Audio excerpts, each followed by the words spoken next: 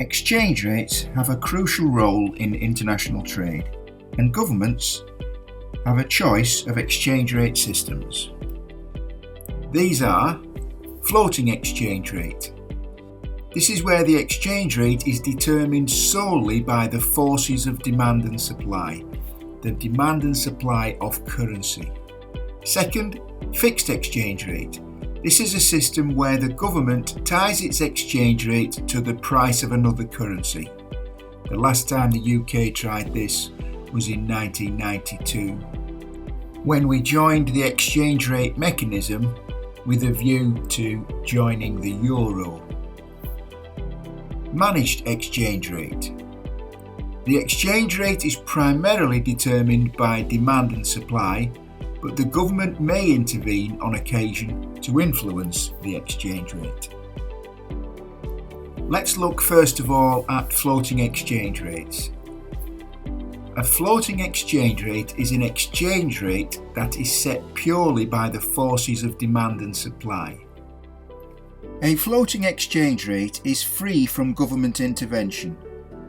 It's freely floating and will change purely because of the forces of demand and supply. The things that will cause buyers to buy the currency and sellers to sell the currency. Firstly, exports of goods and services would affect the demand for the currency. An example of demand for the pound would be if our exporters are exporting to France, then the French companies buying our exports need to change their euros into pounds, so they have to sell euros and buy pounds.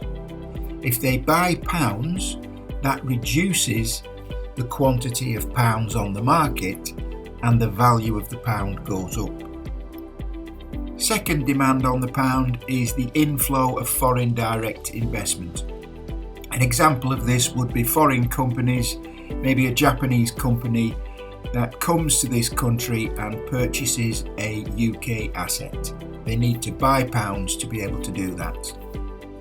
The third influence on demand for the pound would be speculation. Speculators are operating in the foreign exchange markets 24 hours a day. Speculators either buy or sell a currency based on the news that they're hearing. So, if for example they hear that unemployment is rising, then they might think that the economy is in trouble and would start to sell the pound. They do this because they expect the pound to fall in value. If they have sold it, and at a later date they can rebuy it at a cheaper price, and that's how they make their profits. The fourth and last influence on the demand for the pound is the inflow of hot money. Hot money is money that moves around the world looking for good interest rates. To take advantage of the UK interest rates, foreign investors must sell their currency and buy British pounds to put their money into a British bank to enjoy the British interest rates. Unfortunately, at the minute, our interest rates are particularly low and we don't attract very much hot money. But if we did attract hot money, it would be purchasing the pound, therefore it would be reducing the quantity of the pound, and hot money would be pushing up the value of the exchange rate. Remember, the floating exchange rate is influenced by the forces of demand and supply. Demand for the pound and supply of the pound. So we've looked at the demand for the pound. Supply of the pound means that somebody is selling the pound and the quantity of pounds at the foreign exchange is increasing. If the quantity of the pound is increasing, it's not scarce, therefore the value goes down. So the first reason for the increase in the supply of the pound is imports of goods and services. We import more than we export around the world. Our imports mean that we have to sell the pound which increases the quantity of the pound. We sell the pound to be able to then buy the foreign currency to buy these imported goods. We're purchasing euros, we're purchasing dollars to buy imported goods.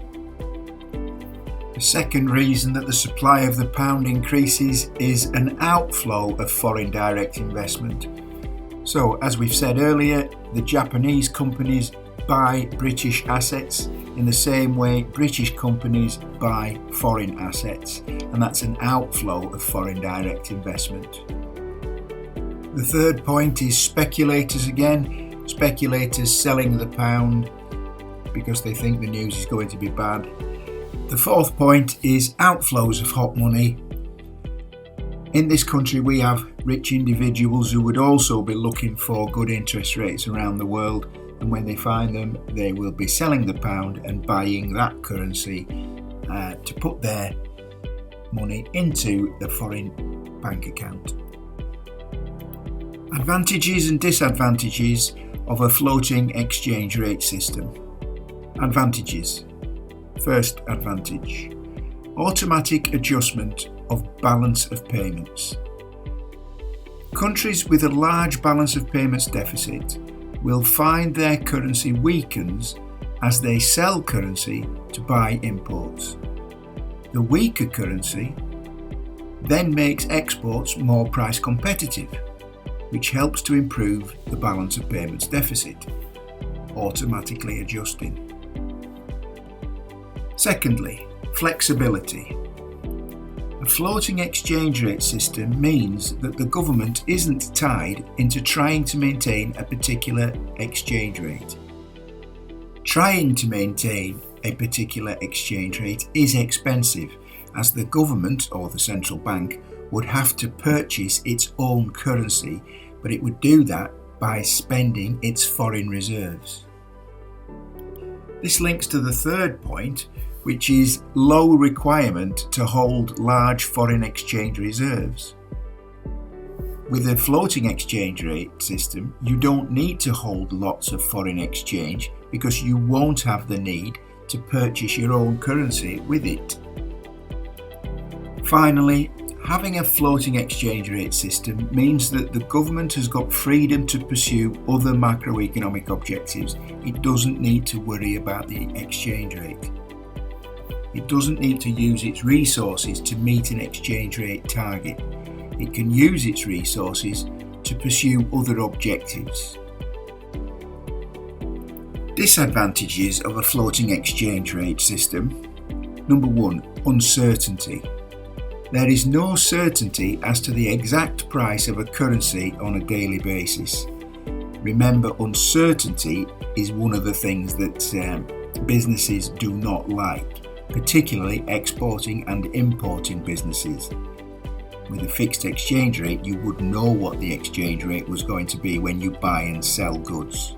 With a floating exchange rate, there is no certainty as to what the price will be. Second disadvantage is inflation. When an exchange rate weakens, it increases the price of imports and potentially inflation would increase. This is especially true for countries who rely on the import of primary raw materials or other component parts for their manufacturing. Final disadvantage is a damage to investment. Investment from abroad particularly might be put off, might be discouraged by the fact that there is uncertainty, by the fact that there is likely to be inflation. One of the biggest problems that companies abroad have is when the currency weakens, their profits that they are sending home would be reduced. For example, a company earning money in pounds in this country would have to turn those pounds into their currency, so turn them into dollars, and if the currency is weak, they will get less dollars. So when they send home their profits back to America, those profits would be reduced because you're not able to buy as many dollars.